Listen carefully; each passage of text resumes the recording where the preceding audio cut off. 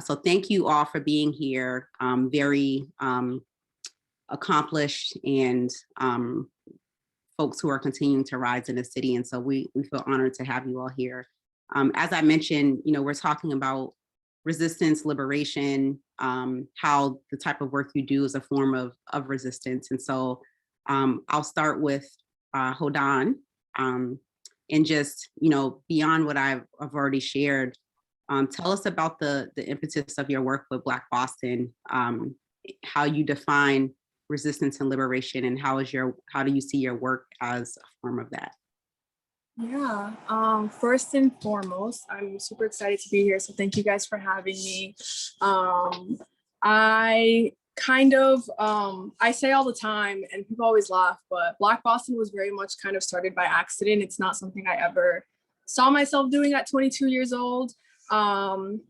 Last year, I think there was just a lot of things going on with the pandemic, and with just being surrounded by conversations of Black death everywhere. And I think after losing my job that I had lined up because of the pandemic, and just feeling a little bit defeated and feeling like, as a younger Black woman, not feeling like I had a space where I could just talk about the things that I was feeling.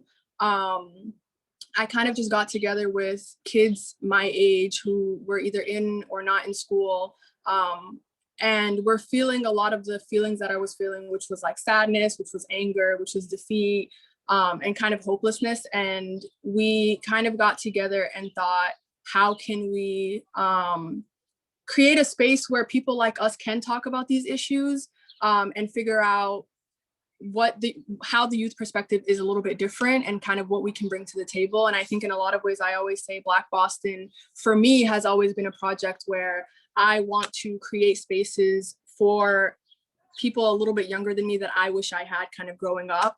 I remember being in high school and in college and really starting to think about, okay, there are all these feelings that I'm having surrounding race, surrounding racism, surrounding microaggressions, surrounding how we talk about race in educational systems, how we talk about it in the political system, how we talk about Black mental health, and just not knowing who to talk to about these things. And I think in a lot of ways, I just see Black Boston as becoming a space where people age 15 to 25 can start those conversations, can push conversations that maybe we're not having yet that they want to be having, and really empowering kids to know that you're never too young to start in this space. You're never too young to talk about these things. You're never too young to create those spaces yourself. And that is kind of what has empowered me to build this organization. And it's only been a year, but I'm super excited to kind of see where it goes, and to just like be in community with people who have been supporting us and just want us to succeed. So yeah. Thank you for that. I mean, I think we're all excited about it too. And I think that, those of us, the rest of us on the panel are more seasoned than you.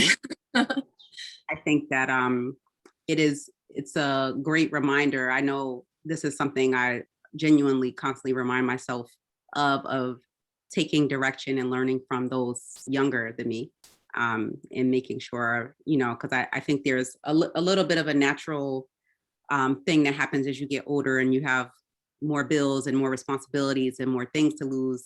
Sometimes we become less of risk takers in some ways, but Yeah. love to stay motivated by what folks younger are doing. Yeah, and it's funny. I'm usually like the youngest person in every space that I'm in. And so people always look at me like, oh my God, yes, the youth. And I'm like, no, like I'm trying to pull younger people in these spaces. Like I want 15-year-olds to be in these calls with us. And so that's definitely like an end goal as well. Thank you. We would love to be a part of that. Kai, who's also a space maker, particularly on the physical space side, would love to bring you in and, same question. What was the impetus for the work that you're doing, and what's your definition of resistance and liberation? How's your work a form of that? Well, first and foremost, thank you for having me. All these prestigious folks that are on this Zoom panel, and folks that are out there in Zoom land. It's just incredible what I'm witnessing. As somebody that has been in Boston and in Roxbury in particular for the majority of my life, the impetus of Black Market, it's just been a whirlwind. The last 4 years were really informed by a trip that my husband and I took for our 25th wedding anniversary in 2016 to Egypt. And it was important for us to go to the continent and go to the country or one of the countries where civilization began. And we made it a point to do everything we could in 21 days. And part of that journey was us going into the belly of the pyramids of Giza.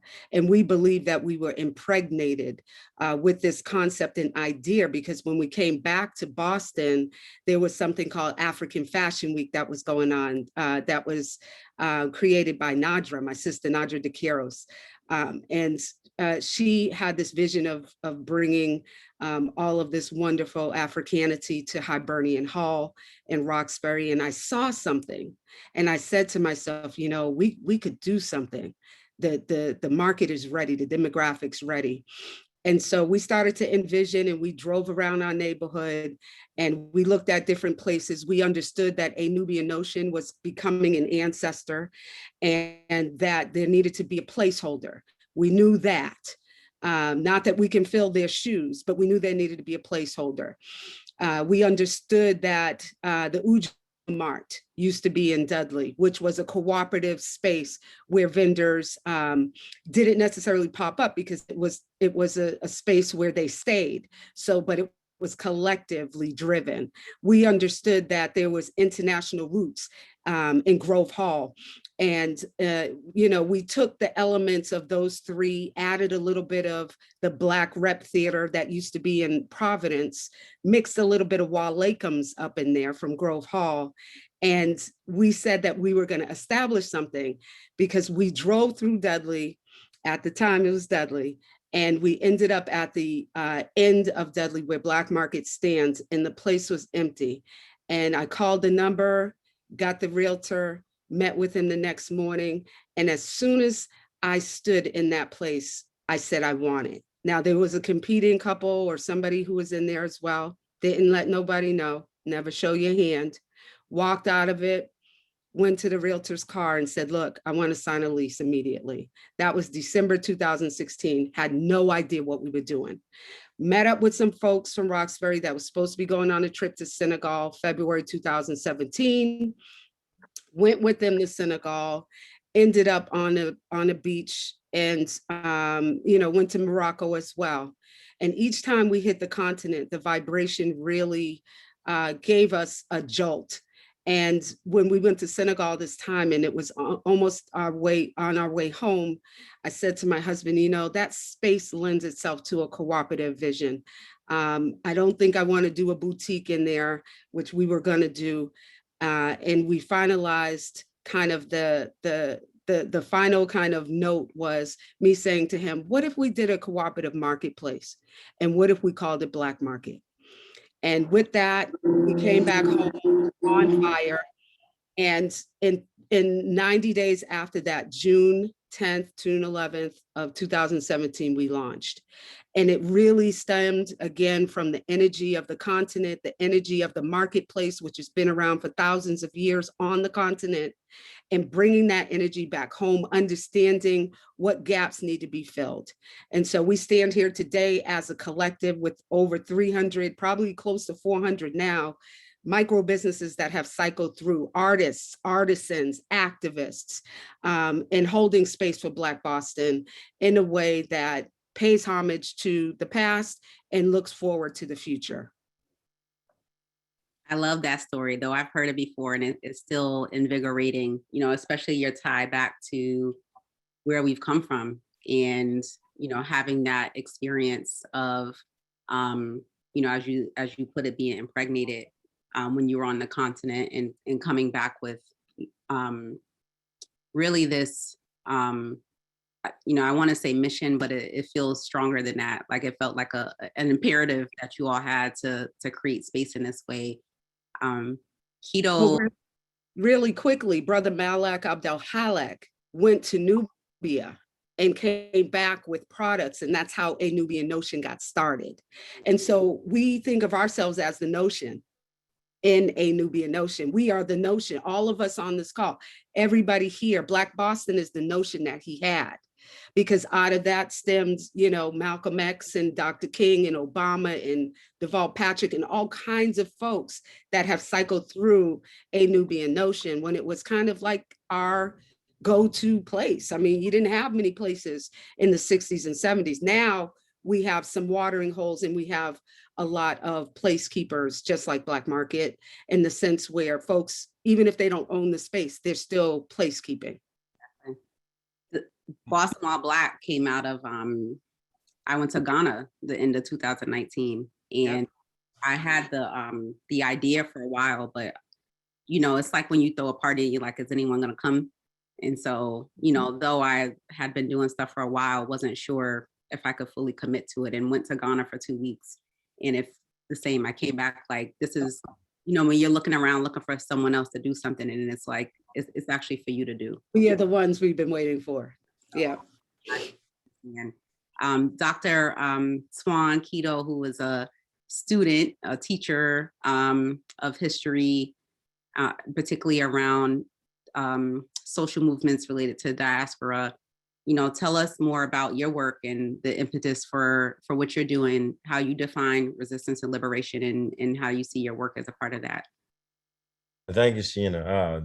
First I want to say that my work starts from a fundamental love of Black people and taking us for our crooked and our straights. Like this is the team. This is the team. I think, it's exciting to hear you and Kai mention diasporas, or at least travel, because I think that's an important component. Sometimes when we travel, we break up the matrix a little bit, and it allows us to see our spaces we've been in from a different lens. Africa's also been transformative for me as well. Ghana, Kemet, definitely, Kenya. I think we really need to reconnect with Africa in really fundamental ways, but also Black people across the world.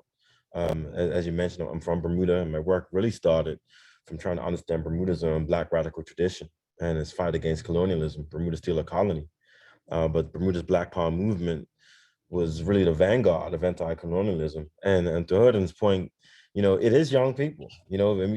For me, I feel like I study people younger than me, although it's back in time, but I studied folks who are younger than me. For example, the Black Panther Party. These are folks between 16 and 25. The movers shakers of our movement have been young people who haven't been caught up into the system.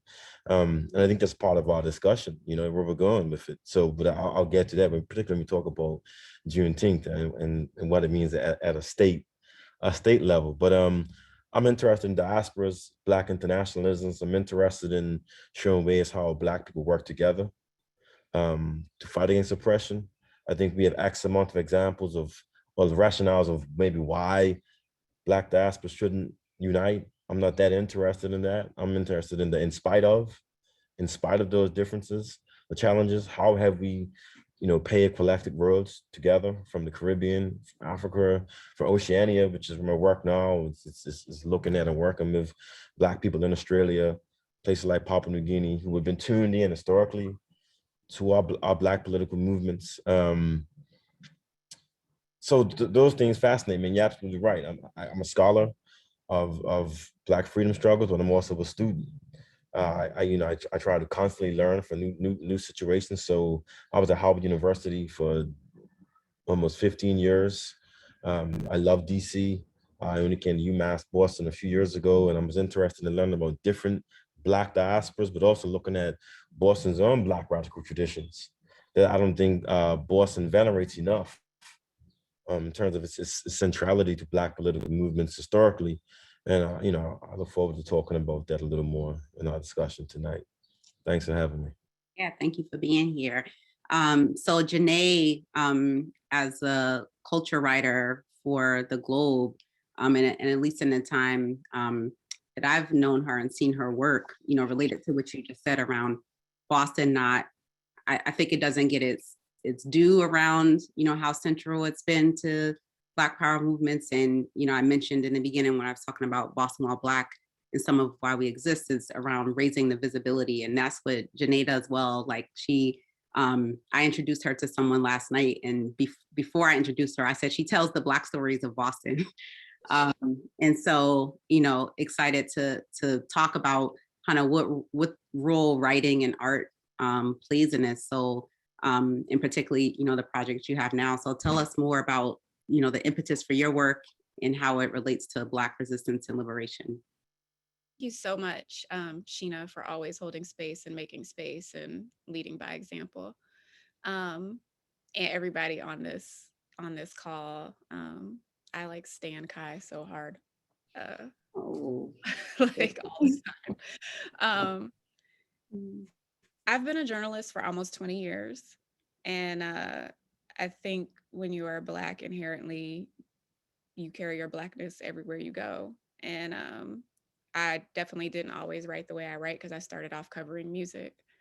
But right around the Obama era, I noticed that if I wasn't going to start shifting away from pop culture and covering more of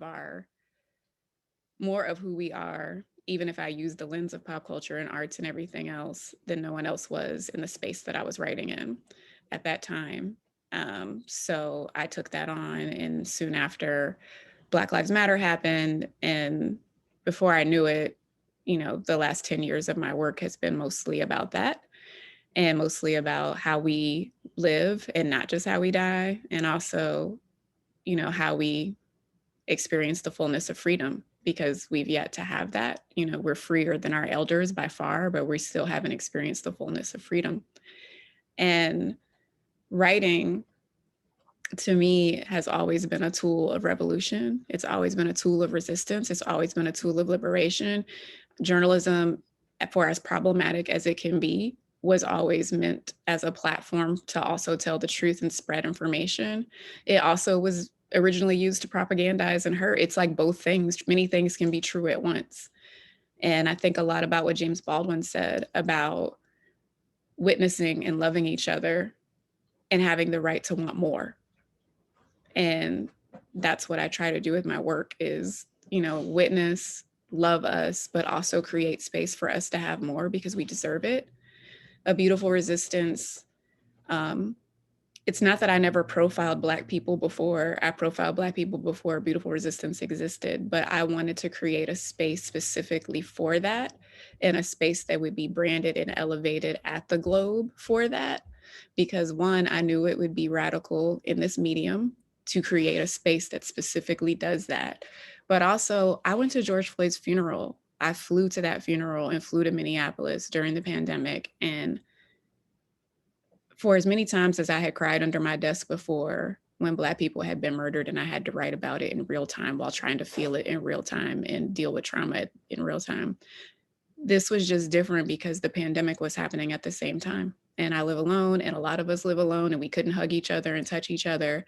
And it happened so fast. Like by the time I got back to Boston, I knew that I wanted to create a beautiful resistance. I even knew it was going to be called A Beautiful Resistance. Like I was like, this is going to be called A Beautiful Resistance. I told my editor, I want to create a space where we're celebrating Black people while they are living instead of valuing us after we die. And we need this. We need this hug. We need this love. Black joy is ours. And that's kind of how it was born. And it plays a very integral role, I think, in freedom movements and in liberation, because if we don't own our story, if we're not telling our narrative, then they'll tell us who we are and we'll believe it. I love this thread through of kind of the relationship between space, like places and space, and how it has influenced the work that many of us have done. It's why I feel like physical space is so important, and the access to it, the ownership of it. We're just natural gatherers and community builders, and have all shared about being inspired about somewhere that we went that really was like a clarifying moment.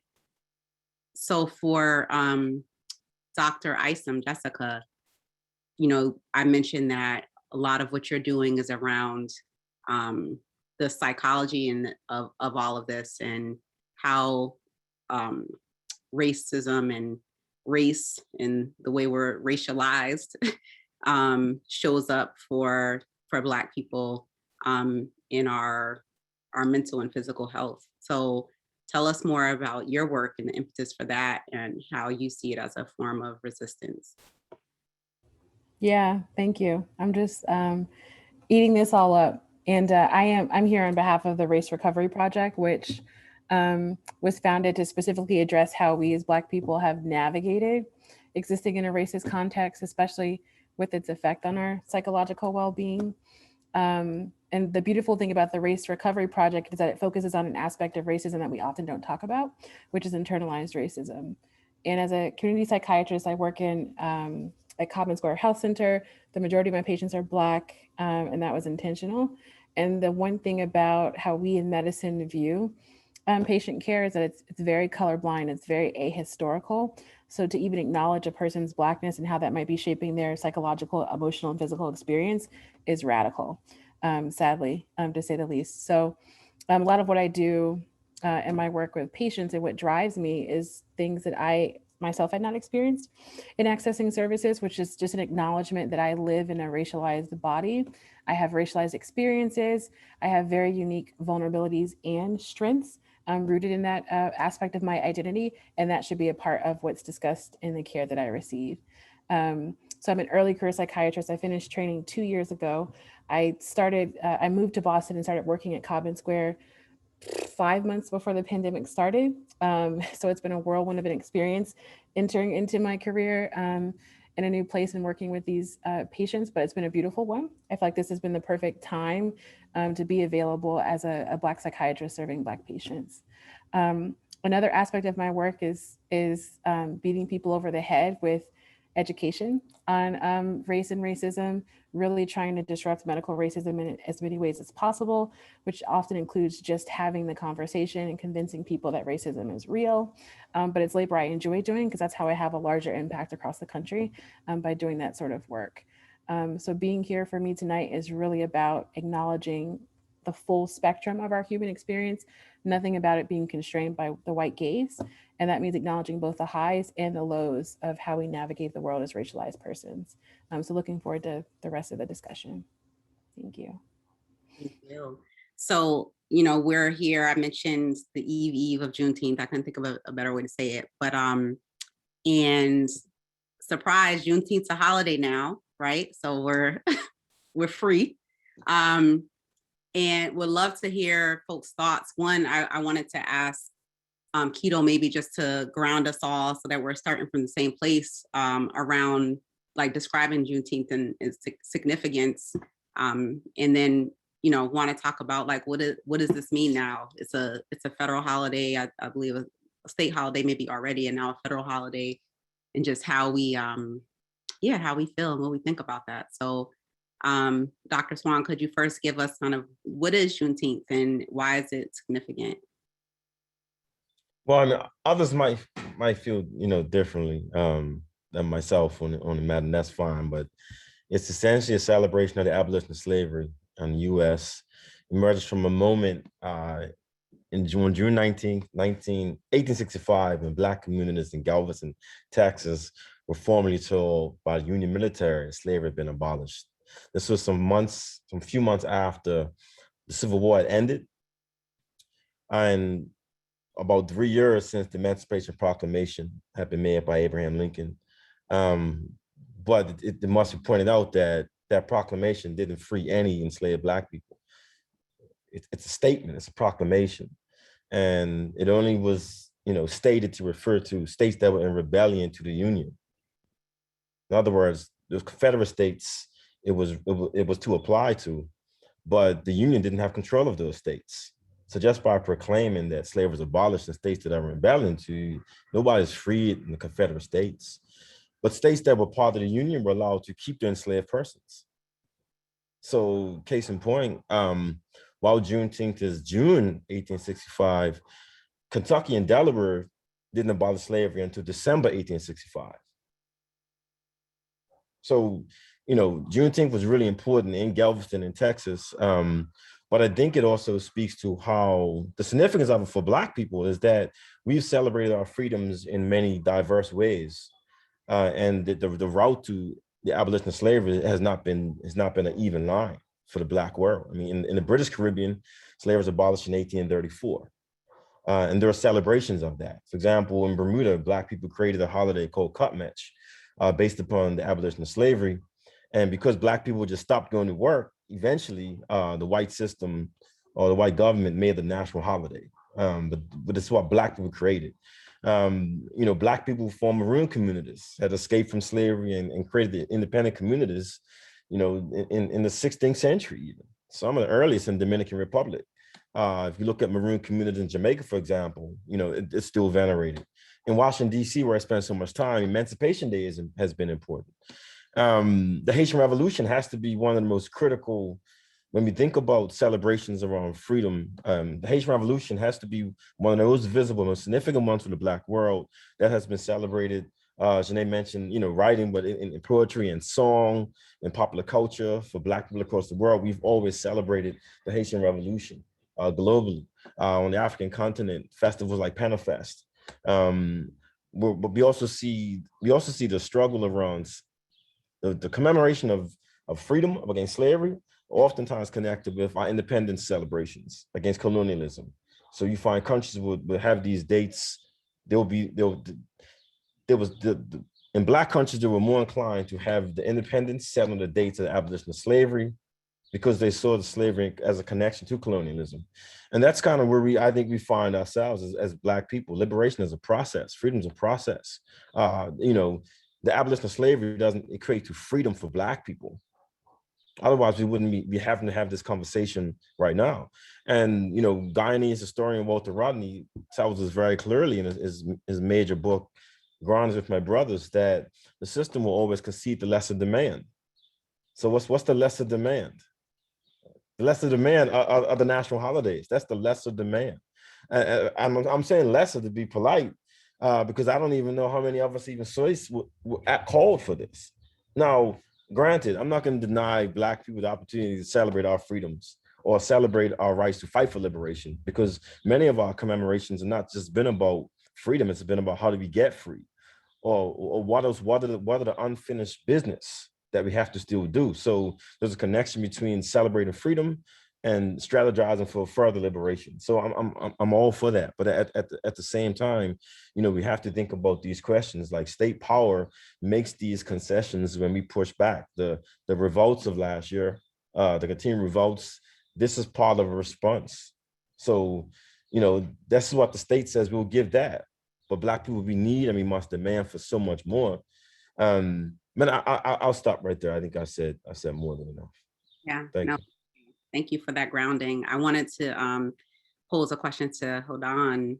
You know, so given, you know, this conversation, really that I think Juneteenth just got on a lot of folks' radar last year, particularly in the corporate and maybe even government. And so we've seen with this signing in a lot of memes. I refer to memes a lot. I like them. I think they're very informative. A lot of memes kind of, you know, half joking are about having this recognized holiday now, but also this parallel conversation around critical race theory and just thinking of the banning of conversations about slavery and the legacy of slavery in the classroom. So really for anyone, but I'll start with Hodan, how do we move from these performative acts of solidarity to the tangible restructuring of the existing power structures? And I know we've done it in a number of ways over this fight for liberation, but given where we are now, what do you see some of the things that need to happen? Yeah, that's a big question. I think it has been very interesting, I think, in the last year to kind of watch, and Professor Kwan kind of touched on that a little bit, but to watch kind of the concessions or like the little things we're getting because we're asking for so many big things. And I think that on the very surface level, I think can be very frustrating. Like, it's frustrating I saw like a meme on Twitter yesterday that was like, this Juneteenth like holiday is kind of like a what we asked for versus what we got. And it's like, we're asking for all these things. We're asking for, you know, reforming police systems, reforming education systems, reforming almost everything and really starting over. And we're getting these little things. And I think one thing that I always try to remember is like, we're getting these things because people are realizing that like we're dead serious about what we're asking for, and we, you know, are challenging systems. And because those systems are being challenged, they feel like they can give us like kind of a little bit. And so it is frustrating, but I think on the other end, for me, it has been super motivating because it kind of shows like the work that we've been doing for the last year and kind of the calls to action and the bringing community together, whether that's on Twitter, whether that's, you know, actual community spaces in person. It's working to some degree. And I think part of it is to kind of keep pushing and keep having these conversations and have these conversations in as many spaces as possible.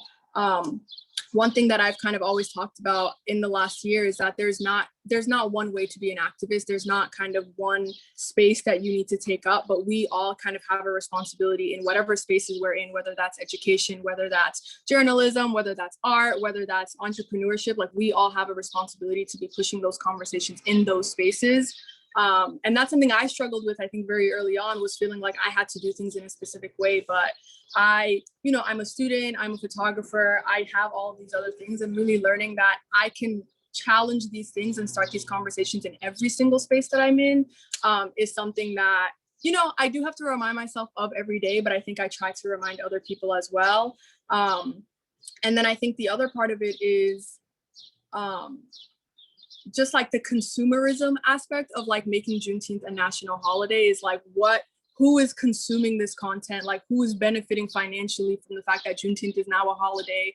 Like, there are white corporations that are going to be having Juneteenth sales for the next week that are literally profiting off of a history that they have no interest in, and a history that in a lot of spaces is not even allowed to be taught in schools. There are so many schools there are so many like counties and cities across America where like the history of Juneteenth can't even be taught.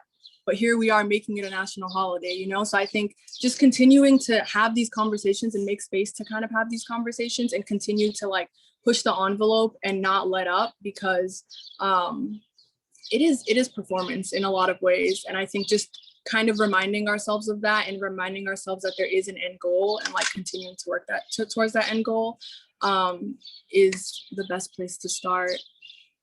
Yeah. I want to, well, actually, before I ask that, I want to ask Janae, because of, you know, Hodan mentioned this, actually, you mentioned when you were talking about this decision you had made intentionally around the types of conversations that you wanted to push in the spaces that you're in. You know, you work for a major institution. How do we, and then connecting to what Hodan said about like, there's many ways to be an activist. And I think that that's something that Black people in particular, because that's who I know best, I think are constantly having this conversation of like, who's really doing the work, you know, and people kind of, you know, there becomes kind of this activism battle of what it really means, you know, to be an activist. And, you know, I've personally tended to work within, you know, systems or nonprofits or and businesses at some point, and have always believed that there's a inside outside game that needs to happen for Black people, because we're in many different spaces and need to be pushing for this stuff in all those spaces. So how are you, and how do you see in general the importance of us leveraging our access in corporate spaces and in institutional spaces to fight for liberation? I mean, it's the complicated. I'm always perplexed by the who's really doing the work thing. Like, I'm fine for us to fight white people about that shit, but when Black people start doing that, when we police each other and take on kind of what I feel like is the actions of the oppressor, it becomes another thing, because it's like, we needed Malcolm and Martin, we needed Fred Hampton, like we needed SNCC, we needed all of these people. So it's like, there's many ways and many tools of the revolution. And as far as I'm concerned, we need every single one of them. So it's like, I need Blavity, but I also need what I do at the Boston Globe. It doesn't make one more prestigious than the other. They're both necessary.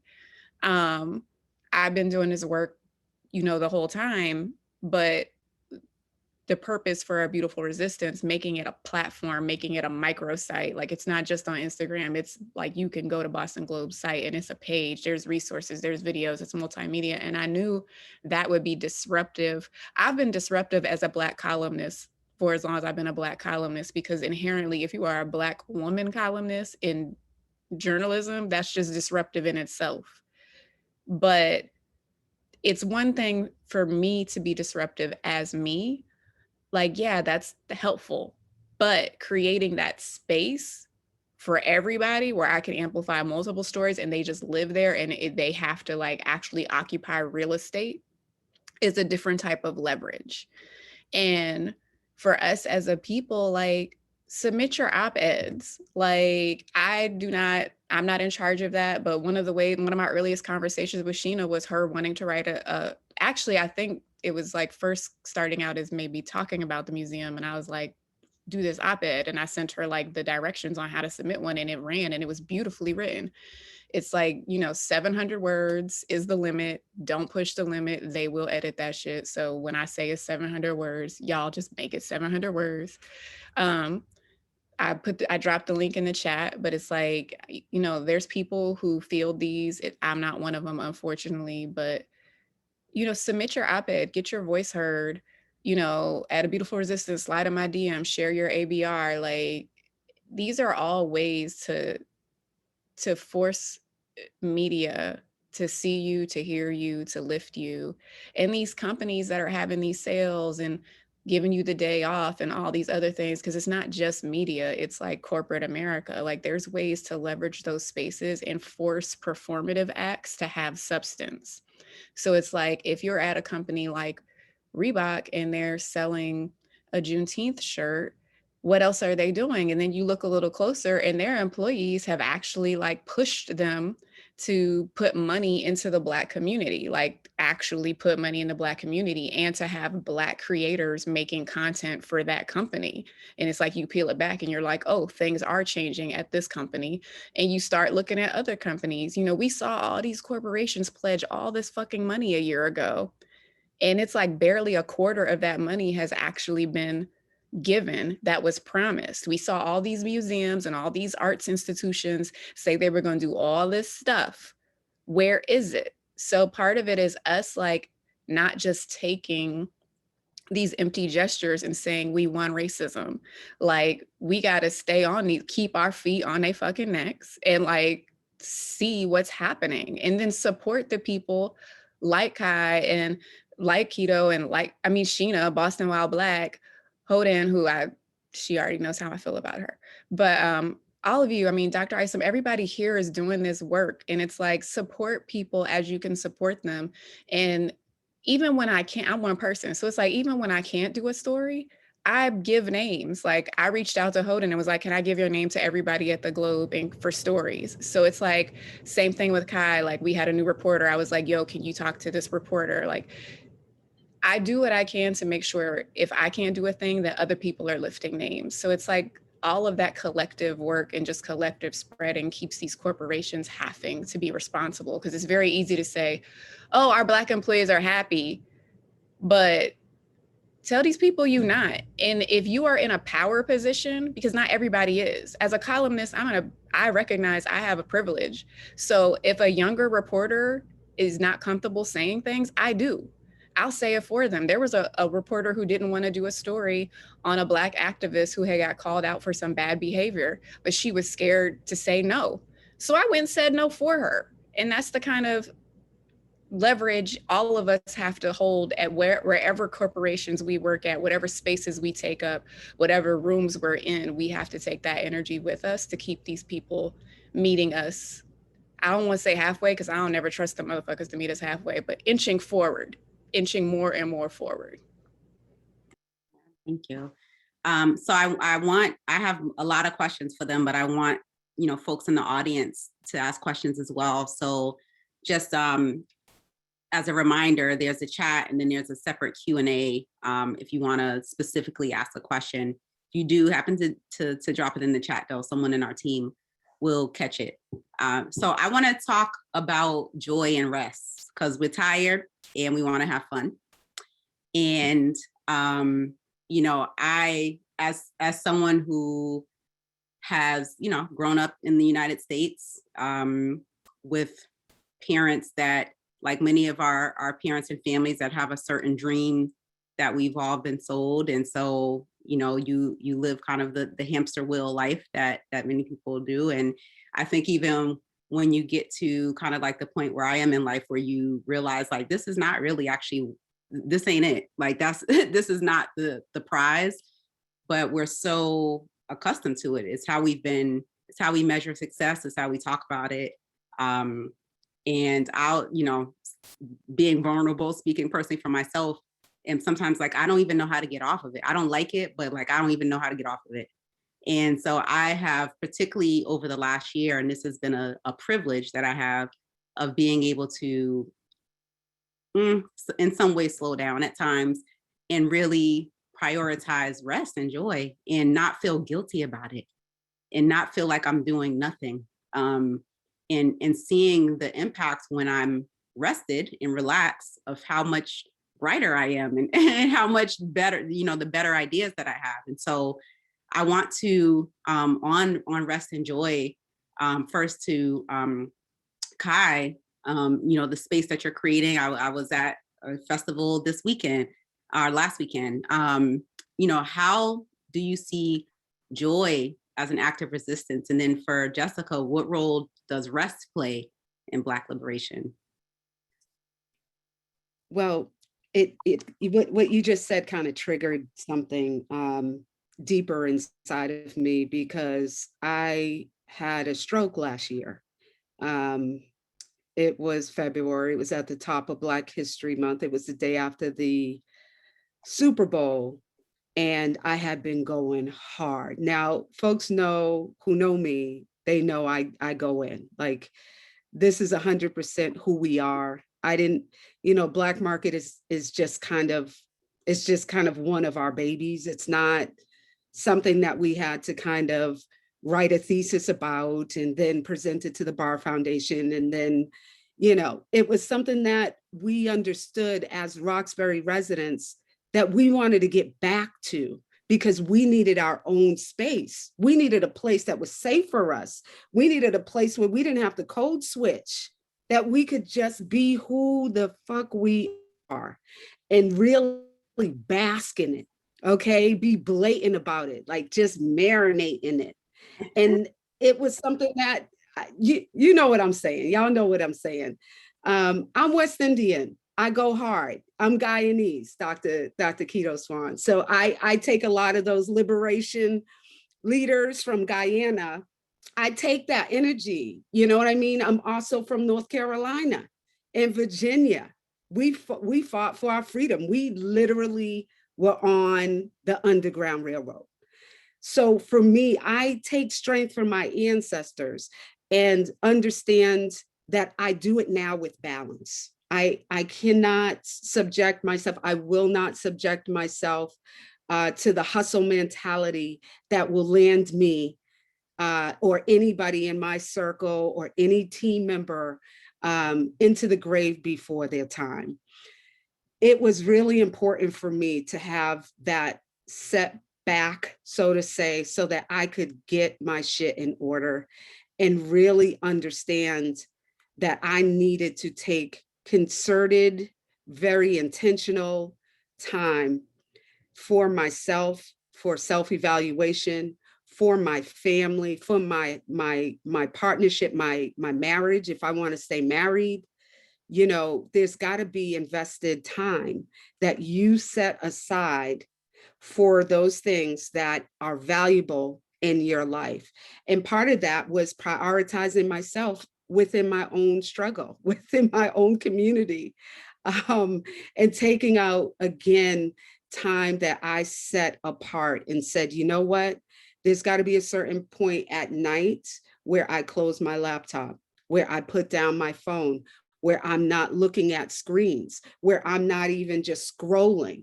Like, I really had to start to prioritize my mental health, Dr. Jessica, okay, and Zanea, you know, I had to really stop and say to myself, okay, you've got to make some determinations. You've got to start to say no. You've got to start to say, I'm at capacity. And you've got to start to then say, okay, how can I put myself into a position where I know that it's going to be safe, solically, spiritually, mentally, financially. I had to put myself first. I had to start paying myself for the work that I've been doing, and a lot of us negate that.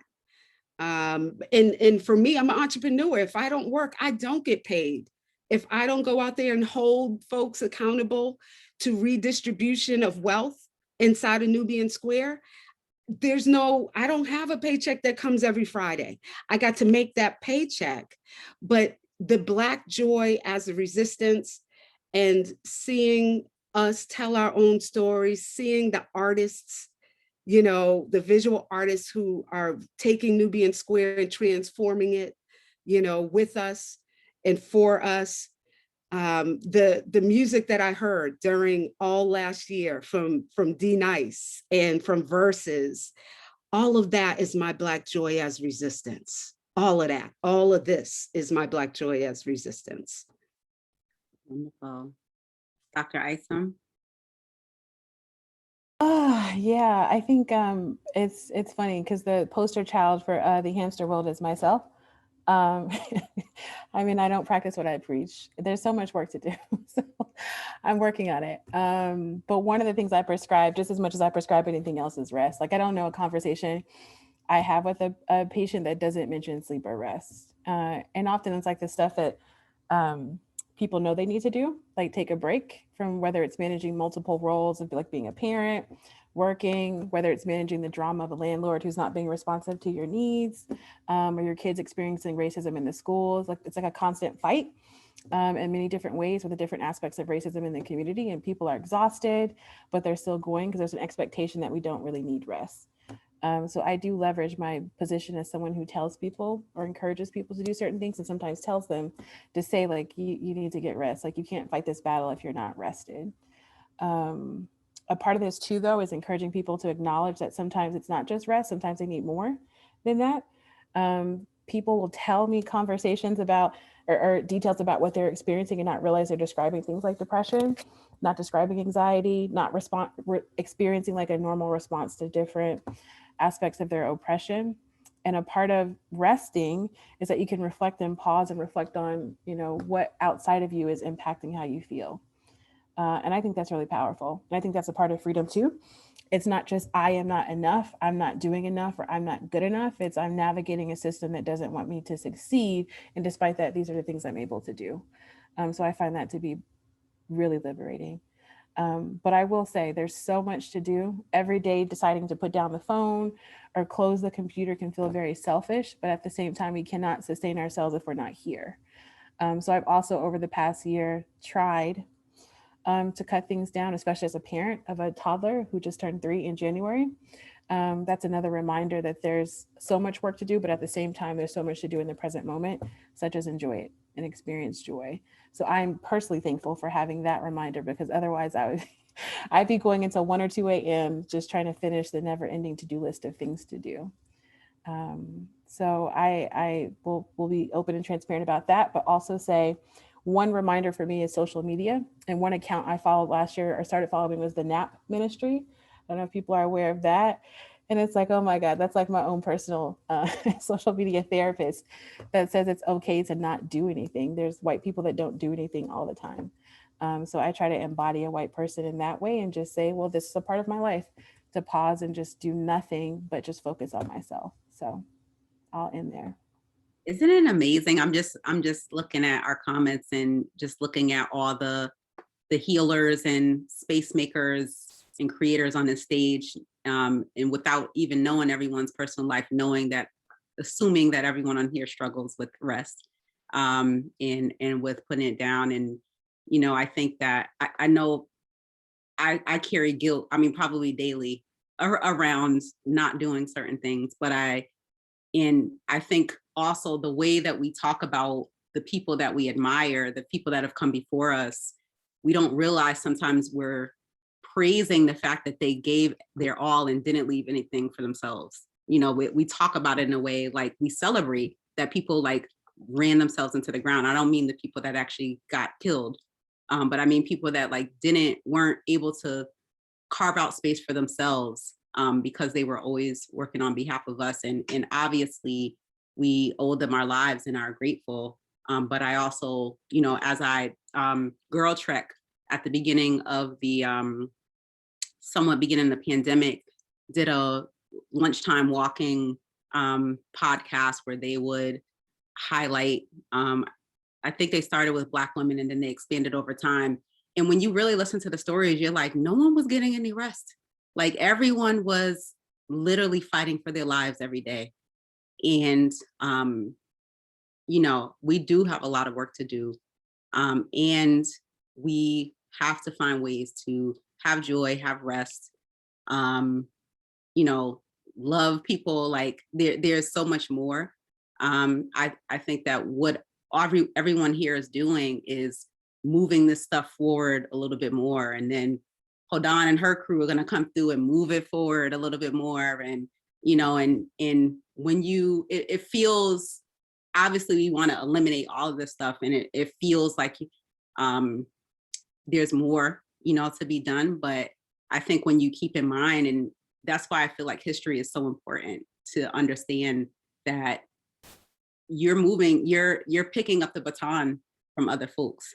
And I was always, the way they teach history typically in school is through dates. And I'm not that type of person. I can't hold dates in my head. So I never really learned it until I became an adult, because I started to learn it through stories and really understood like, wow, okay, this isn't just like coming out of nowhere. Like I'm actually standing on my grandmother's shoulders or my father's shoulders or the people before them in it. And it makes it feel more doable in some ways, because you know that you're picking up the work that they've done. We have a couple of questions in the Q&A here.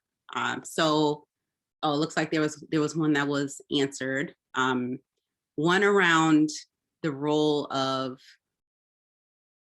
all right, I'm gonna just read it verbatim. So if relevant to the panelists, we'll be curious to hear how you all see the role of large institutions within the context of liberation. So government, voting, democracy, education and the arts, commerce, etc. Can people turn institutions into tools of liberation, or is true liberation only attainable as a result of resistance or rejection of those large institutions? It's a small question. I don't know if anyone wants to jump in first.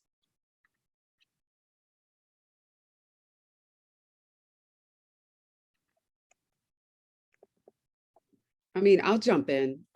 It brought to mind Booker T. Washington and his use of institutional dollars in order to not just fund the building of Tuskegee Institute, but also to fund on the DL the movement that W.E.B. Du Bois, and they were at odds a lot during their time frame, but he actually would fund a lot of the court cases.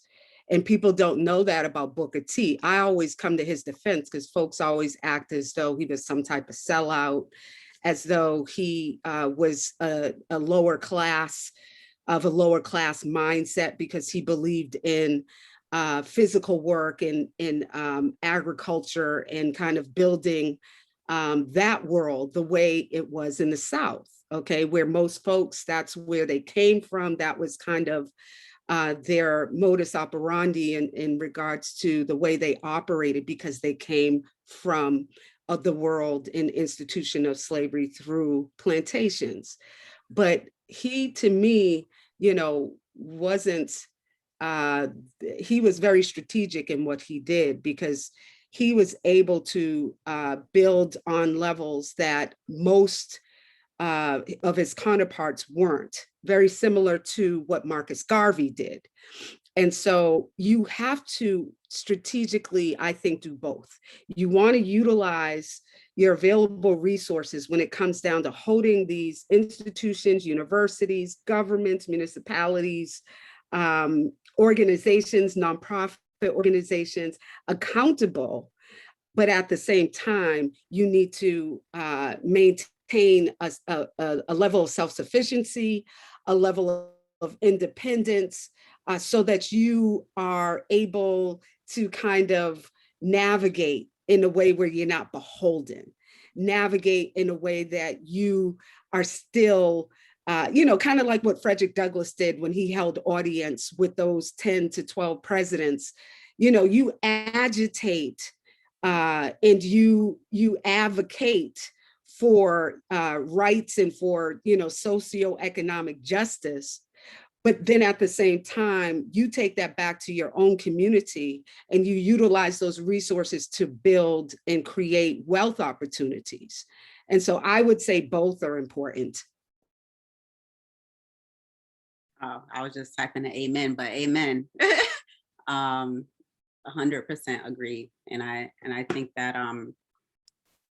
similar to what Janae had said earlier, I think that we have to use all the tools available, and figure out, particularly for those of us that are in the different spaces, how to navigate those. I will say that particular question, just because I know who asked it, came from someone who is at an institution. So not so much from the perspective of Black people in the institutions, but the institutions themselves, like how can they just play a different role? If I'm reading a little into some of what she was asking. And I think that, yeah, it's for us to hold accountable and use the resources. And I will say, and I definitely felt like this, around this time last year when George Floyd was murdered, I also opted out of a lot of stuff of like, you know what, I'm not going to teach y'all every single thing. Like, I'm actually grieving. And I actually, this is very heavy for me. I have 3 brothers, I have nephews, I have many, men in my life, and not that it's just happening to men, but in that particular situation that this is happening to. And I actually don't want to tell you anything about anything. There are a lot of things are Googleable. So, and so I think that we have to, take that stance as well of not feeling like we have to be educating people all the time about what they should be doing. I'll also say about the question of like, what can you use an institution for? Me as a psychiatrist, as a mental health professional, I was taught to leverage psychiatry as a tool for helping people manage their response to oppression, but not actually help them to overcome it. So like I'm an early career person. So this is me supplementing my formal education, like liberation psychology, liberation social work principles are really interesting because I would be I do have some of these conversations with people like, let's go for this landlord who's not doing their job. Like maybe you should report them in Section 8. Like we could talk about that during our visit, just as much as we talk about medication. But mental health in particular could be a tool for liberation, but it's not being used as such. And there's a lot of resistance to even thinking about how we might co-create a different experience, co-create different treatment plans with our patients in ways that acknowledge that a lot of what the roots of their problems are things that are rooted in oppression, but we're more so responsive to it, complicit in it. And that's one of the most frustrating things for me is being someone who's inherently wound up in the institution. They're not really prepared to have this conversation and often put up barriers to even trying to do things differently. So. All right, so I'm gonna take on we have one more question on here. I'm going to read it out. I think I somewhat understand it, but I may need a little clarification. So how do you gain more people, especially in the younger community, to come on board? I'm guessing around these different movements when, for instance, trust may be the factor of their disconnection of forming or being part of bigger organizations. So. I can kind of start with that one. I think I can kind of speak just to my personal experience first, and then kind of just what we at Black Boston have been doing in the last year. I'm someone who, grew up in Boston, have always lived here, and always kind of felt a little bit disconnected or felt like I couldn't find my space for that exact reason. I think like when we're talking about issues of oppression, and like racism, it is, you know, it's a very heavy and very difficult topic, and something that you do kind of have to feel like you're in a safe space to even talk about these things. You know what I'm saying? And that's something that I felt growing up, which is why I was, you know, a little bit quieter about these things. And I think for me, in a lot of ways, being able to curate a space on social media specifically, like kind of was the avenue that I was able to find. Twitter has always been like a huge outlet that I've used personally.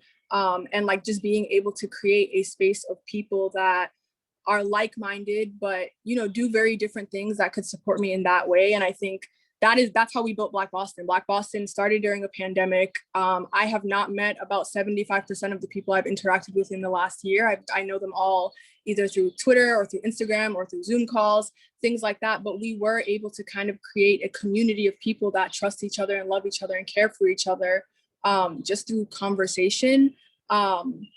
I think with kids my age and even younger, I think one thing that we at Black Boston realized very, very quickly is like it was difficult to engage them in like educational reform, political reform, police reform, housing reform without really getting to know them as individuals. So one thing that we do a lot and are like really excited to start doing a lot more of this summer now that we can be outside a little bit more is create community spaces where literally all we talk about is like Black joy. We just are there together and we're happy. Like we have a barbecue on Juneteenth, like we have basketball tournaments coming up. We have like dinners monthly where we kind of just talk about anything and everything and just enjoy each other and enjoy each other's company. And through that, like we've been able to then get people to talk about the issues that, you know, people see as being more important. And so I think like just a focus on creating safe, healthy spaces outside of everything else is super important and something that like I know that I'm super excited to be working on for the next couple of years. But that is kind of what I've seen to work for me and people my age in the last couple of years. Thank you, Hodan. We have a couple of minutes left. And so I wanna, there's a question I want to ask Keto, kind of picking up on the last time you were with us, but even I think it's just important to bring this back into the space. And then I want to give our panelists kind of a space to say one last thing as we're closing out. So I mentioned before when we had Dr. Swan, we were talking about tracing the history of Black people in Boston. And I think it's, you know, really important for us, though, you know, we're of the diaspora. Some of us come from different places. We'll at some time go to different places, but grounding us all in this place that we share together, the greater Boston area. So Keto, if you could, in a couple of minutes, I know it's a lot to say, but how would you kind of encapsulate Boston's freedom movements and Black radical tradition and what we can learn from them? Sure, but I can answer that question, but I want to do it. I want to kind of tie in with the last question about rest and health, and I think music is really important. I couldn't help but think about that line from "I'm Gonna Get You, Sucker" at the end, where dude's like, every superhero needs a soundtrack, and I think that's something I think about. Like, what's the soundtrack of our movements, and what's the soundscapes of our movements? I know for me, I love dancehall. You know, I love Bounty Killer, Beanie Man. I'm 1990s, and that's my soundtrack. Like anything I've written, Bounty Killer's there at some point. And that's now become part of my work. I'm actually working on a project that looks at Black internationalism in this moment, because that dancehall space was a space of entertainment, but it also was a space of political consciousness. And that's just being brutally honest. But that's a whole nother separate discussion. So I'm gonna just skim through this Black radical tradition in Boston through the one drop rhythm. So just one, quick little one drops. We could start with Africa. If you think about Phyllis Wheatley, but not just Phyllis Wheatley, but the ship Phyllis, where Phyllis Wheatley is brought from, that ship makes at least 4 trips to Gambia. Ship is bringing African people from Gambia on multiple occasions. You got shipped to enter Boston coming from Madagascar, Gambia, Senegal, Sierra Leone, the Windward Coast, other the Caribbean, Jamaica, St. Kitts, Antigua, Barbados, St. Martin, Suriname, Barbados, Bermuda.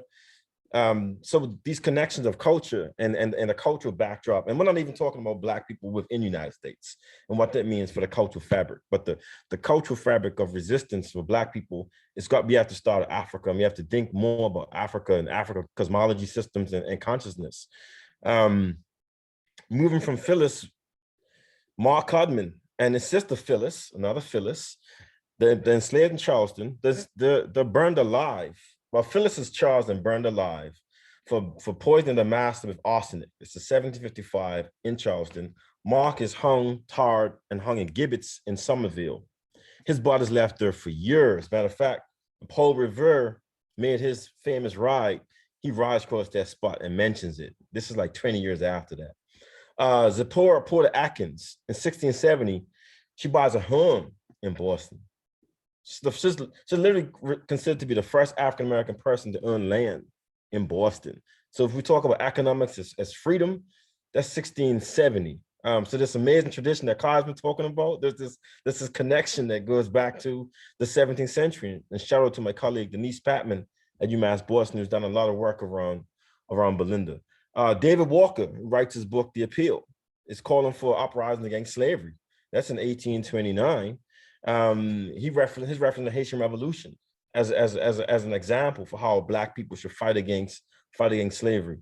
William Monroe Trotter, who founds the Guardian in the late 19th century, this amazing, really Black radical journalist. When we're talking about journalism, Janae, like Trotter stands for me as one of these loud voices. Actually, clash with Booker T quite a bit.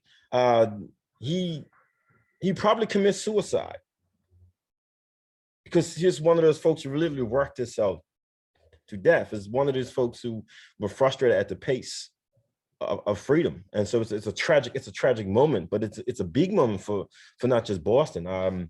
He worked with the African Blood Brotherhood, which also called for raising of arms in Tulsa, Oklahoma. So it's part of this radical network of freedom fighters around the 1920s. In the 1950s, wow. Let's speed up. So Adelaide Cromwell Hill, amazing, radical sociologist at Boston College, involved in Boston civil rights traditions, makes a statement in 1964 about how not only was Malcolm X put in prison in Boston, but Martin Luther King went to school here. And so what does that mean when we think about Boston as a place of a hub for Black radicalism, that it produces in some ways of both Malcolm and both Martin? That should be really central to how Black Boston sees itself in terms of liberation struggles. As we know, Malcolm is incarcerated in what was Charleston Prison, which is now Bunker Hill Community College. That should be popular knowledge. Like, that site should be transformed, because that's also where Malcolm undergoes some of his political transformations. This should be common knowledge. We should think about changing names. If we want to have state holidays, let's go further than that. I was in a CVS earlier today in a Black neighborhood, and I couldn't even buy a toothbrush without calling an attendant to send a security guard over to open the case and say, well, I got to carry the toothbrush to the register for you. I said, no, you know what? I'm good. I'll find another place. Like, what is that? Like that's the level of the lack of humanity in which Black people are treated for. And so on one hand, yes, we should be abolishing the police, but look at these basic everyday issues that we encounter, these microaggressions that we deal with and that build up the trauma, that the reasons why we need more rest. The Black Panther Party of Boston, the Black Panther Party is formed in around issues of mental health, public health. The medical health program is the leading program of the Black Panther Party, and it comes on the heels of the death of Franklin Lynch, who was shot by police in 1970 in the hospital. And that spawns a massive moment of activism by the Black United Front in Boston that has Black Panthers, that has students, that has NAACP, this should be known. Like these are stories that should be known in Boston, but should also be known in part of the canon of how we think of Black liberation struggles. The New Bedford Black Panther Party is formed by a Cape Verdean. So when we think about Cape Verdeans, Frankie Parky Grace, we should know that, like, the notion of Cape Verdean somehow separate from these freedom struggles, I think, is a misnomer. We should talk about Cabral, but we should also talk about these other connections that have existed amongst Black people that include these various populations, whether from DR, Haiti, other parts of the United States, and also those born and raised and grew up in Boston. The Black Arts Movement was critical in Boston. When we think about our fights against mass incarceration, we should be calling for justice for the families of Terrence Coleman, people like Osama Rahim, other Black folks who lost their lives in Boston. I'll stop right there. Thank you. I hope I didn't take up too much time. I mean, damn, like,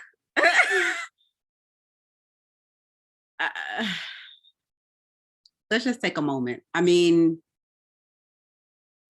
so we had a whole 90 minutes of this with Keto before, and it's on our YouTube channel, and it was another Unfiltered like this. Yes, if someone on the team can drop the link, because it was typically an Unfiltered like this, but it was so powerful that we were like, this has to be public. Like this has to, other folks have to get a taste of this. And thank you so much for bringing us back to that. Sheena, I gotta say, this is Black Boston. You see this? This is what the energy of Boston, what it attracts is the Sheena Colliers, is the Dr. Ketos, is the Jessicas, is the folks that don't necessarily come from here like a Chuck Turner, but they are engrafted into the roots of Black Boston. Like, this is what makes us so dope. And I'm just like, why don't we understand how dope we are? A lot of that is external. I just wanted to put that out there. And bro, I need your class. I need to take like a whole situation. So drop your link, and I'm dead serious. Sheena, back to you. Yeah, no, and we have a number of links you all will start to see dropping. We want to drop all of y'all's work. And last time this happened back in February, and we are going to continue this because we talked with Keto about, we started something in Boston Black called BWB Academy, where we were doing wealth building for our members, but we want to do something on like the history of Black folks of Boston that's open to everyone, because it's just, these are the stories, this is the information, these are the conversations that give us the strength to do the work that we need to do, and give us the courage to take the rest that we need to take. Because again, when I listen to him, I get so filled with pride, like Black people are so fucking dope. And I think about, wow, I am carrying forward work. I'm not in this by myself. And for me, the energy just comes from a different place. So thank you for that. I'm gonna close us out because I know that we only have a couple of minutes. And the way that I'll do this, because I do want to, maybe I'll just have you all do a word. I know these types of things are hard. I actually hate when people close out meetings like this. I do it sometimes with my team, but as we are, leading up to another Juneteenth weekend, almost a year, when you were mentioning, Kai, the beginning of Black Market, started a couple of days before Juneteenth, a couple of years ago, 4 years ago. As we are just, hopefully going to be in community this weekend for those that feel safe to do that, and being, I know a lot of us will be in the park, and Franklin Park and other places in the city. What is, in literally a couple words, one word or a couple, like just how you want to send folks off here, just given this conversation that we've had, as we continue to think about resistance and liberation, just, literally like just what's on your heart right now that you want to share as we close out. And then we have a couple of just quick announcements for folks. So I'll just go around. I'll start with Jessica, and then I'll just call folks from there. Yeah, I mean, as much celebration as there is, I think the word nap still needs to be stated. I'll be taking plenty this weekend. So nap. Thank you. Kudos to you. Hold on. I would just say community. I would say like being on this call right now, I just feel so grateful to just be in this space. And I'm in a room full of people that have inspired me literally for like the last year. I'm like a huge fan of everybody in this room. So I'm like beyond thankful to even be occupying this space with you guys. But I would just say community. I'm super excited. Black Boston's having a barbecue on Saturday. Just super excited to see people, to hug people, to just be celebrating being Black as people. And yeah. Yeah. Janae, then Keto, then Kai. I'm not even gonna use my words. I'm gonna use I.C. Davis. I find in being Black a thing of beauty, a joy, a strength, a secret cup of gladness. And that's how I see us. I think Black Boston is beautiful. We're dope. We're here, and never let anyone erase us. That was dope. I'm just gonna say thanks for letting me be here. This was dope. Y'all amazing. Thanks for creating the space, Sheena. One love. Yeah. Okay. We are not crabs in a fucking barrel. Yeah. We're not. Stop saying it. Stop embodying that shit. Let it go. Process your trauma. Process your trauma. Let's not bring it to each other. Let's process it. And let's continue to move forward, because fucking Black Boston, we are taking up major space. Yeah. Sheena, what you're doing is revolutionary. Don't stop. Do not stop. Thank you.